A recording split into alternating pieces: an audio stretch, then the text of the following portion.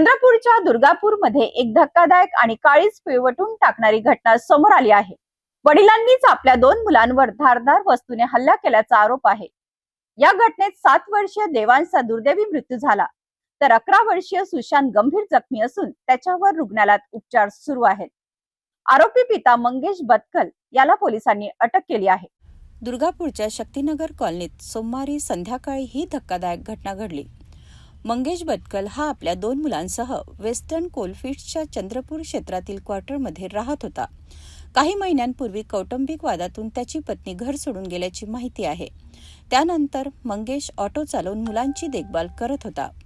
पत्नीला पुन्हा घरी आणण्यासाठी तो प्रयत्न करत होता आणि त्यामुळे तो तणावात असल्याचे सांगितले जात आहे। मात्र मुलांवर हल्ला करण्यामागचे नेमके कारण अद्याप स्पष्ट झालेले नाही। घटनेनंतर दोन्ही मुलांना तातडीने रुग्णालयात दाखल करण्यात आले। मात्र 7 वर्षीय देवांशचा उपचारापूर्वीच मृत्यू झाला, तर 11 वर्षीय सुशांतची प्रकृती गंभीर असून त्याच्यावर उपचार सुरू आहेत।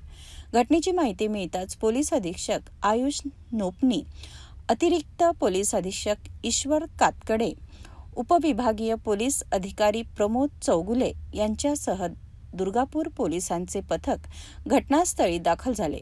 आरोपी मंगेश बतकलला अटक करून पुढील तपास सुरू करण्यात आला आहे।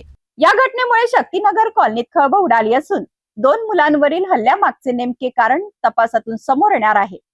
या प्रकरणाचा पुढील तपास दुर्गापूर पोलीस करत आहेत।